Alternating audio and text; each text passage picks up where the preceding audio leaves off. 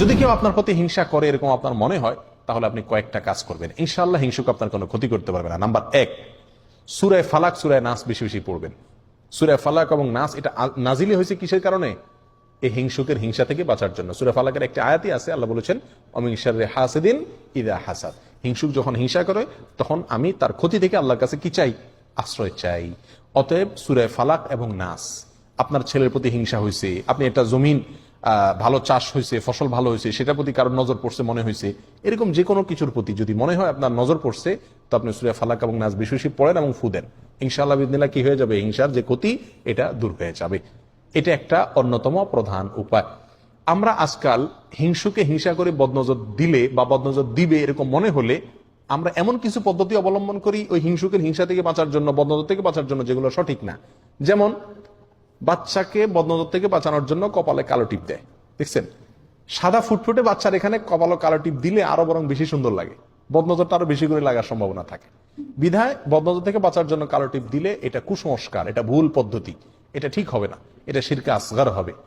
কালো টিপের কারণে সে কি বদনজর থেকে কি করতে পারবে না? বাঁচতে পারবে না। তবে হ্যাঁ, সৌন্দর্যের জন্য যদি ভিন্ন কথা। অনেকে দেখবেন খেতে খামারে ভালো ফসল টসল হলে সেখানে দেখবেন মাটির হাঁড়ির পিছনে কালি লাগায় ঝুলাই দেয় যাতে বদনজর না লাগে। মানুষ মনে করে যে ওই হাঁড়ির দিকে তাকাবে, হাঁড়ির দিকে তাকানোর কারণে সে আর ওই ফসলের দিকে তাকায় যে বদনজর করবে সেই সুযোগ পাবে না। এটাও ভুল ধারণা। হাঁড়ির দিকে তাকাবে দেখে ফসল দেখবেন এমন কোনো কথা হলো? একটা ভ্রান্ত ধারণা। অনেকে দেখা যায় ঝাড়ু ঝুলাই দেয়, অনেকে দেখা দেয় বিভিন্ন ওই যে গরুর চোয়াল হাড্ডি এগুলা ঝুলাই দেয়, অনেকে দেখবেন জুতা ঝুলাই দেয়, অনেকে চুল ঝুলাই দেয়। এরকম বহু তামাশা আমাদের দেশে আছে। মনে রাখবেন, এগুলো করে আপনি বদনজর থেকে বাঁচার কোনো উপায় নাই। আর এটা বদনজর থেকে বাঁচার, হিংসুকের হিংসা থেকে বাঁচার কোনো সহি পদ্ধতিও না। আরেকটা আমল হলো সকাল এবং সন্ধ্যায় 3 বার সূরা ইখলাস কুল হুয়াল্লাহ, 3 বার সূরা ফালাক কুল আযরুল ফালাক, আর 3 বার সূরা নাস। সকালে 3 বার 3 বার, সন্ধ্যায় 3 বার 3 বার পড়বেন। সারাদিনে সারা রাতে কোনো হিংসুকে কোনো হিংসা করে আপনার কি করতে পারবে না? ইনশাআল্লাহ ক্ষতি করতে পারবে না। কারোর প্রতি হিংসা করে ক্ষতি হয়েছে মনে হয়, পানিতে ফালাক নাস পড়ে ফু দেন, খেয়ে ফেলেন বা ছিটিয়ে দেন, ইনশাআল্লাহ বিদিনিল্লাহ কি হয়ে যাবে? হিংসুকের ক্ষতি, হিংসার কারণে যে ক্ষতি সেটা কি হয়ে যাবে? দূর হয়ে যাবে। নাম্বার 2, তাকওয়া অবলম্বন করা। আল্লাহ সুবহানাহু ওয়া তাআলা কোরআন কারীমের ভিতরে বলেছেন ওয়া ইন তাসবিরু ওয়া তাত্তাকু লা ইয়াদুররুকুম কাইদুহুম শাইআ। যদি তোমরা ধৈর্য ধারণ করো আর গুনাহ থেকে বাঁচো, নিজে ভালো পথে থাকার চেষ্টা করো, হারামের দ্বারা কাছে না যাও, তাকওয়ার উপরে থাকো, তো মনে রাখবে তাদের চক্রান্ত, তাদের কোনো ষড়যন্ত্র তোমার কোনো ক্ষতি করতে পারবে না। অতএব সার্বিকভাবে যদি আমি তাকওয়ার উপরে থাকার চেষ্টা করি, ভালো মানুষ হিসেবে হারাম থেকে বেঁচে থাকার চেষ্টা করি, ইনশাআল্লাহ হিংসুকে হিংসা করে আমার কোনো ক্ষতি করতে পারবে না।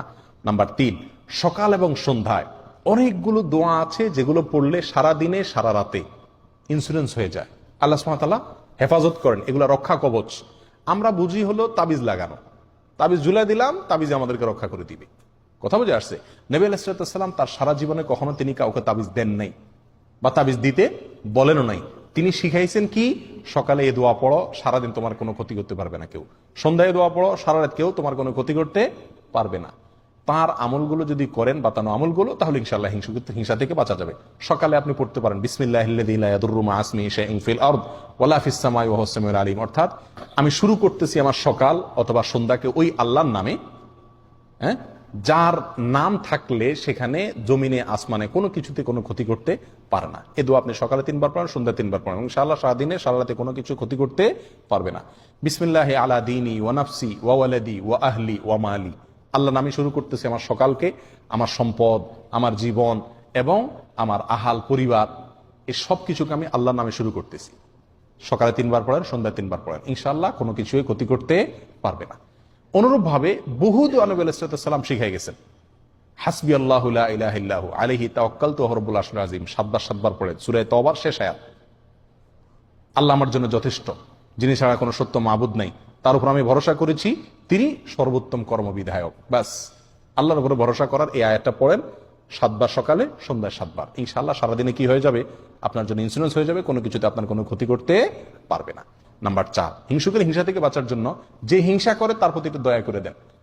হিংসুকের মন থাকে একটু ছোট, সে আপনার ভালো দেখে তার ভিতরে জ্বলে, তো যদি আপনি বুঝতে পারেন বা টের পান যে এর হিংসা হচ্ছে, তার বিশেষ করে সালাম দেন, একটু হাদিয়া তোফা দেন, একটু দাওয়াত দিয়ে খাওয়ান, একটু তার সাথে ভালো আচরণ করে, দেখবেন ইনশাআল্লাহ তার হিংসাটা আস্তে আস্তে কি হয়ে যাবে? দূর হয়ে যাবে।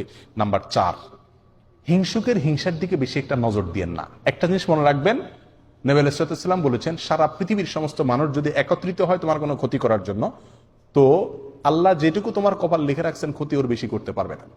আর যদি সারা পৃথিবীর সব মানুষ একত্রিত হয়ে তোমার কোনো উপকারও করতে চায়, তবুও আল্লাহ যেটুকু লিখে রেখেছেন তার চেয়ে বেশি উপকার করতে পারবে না।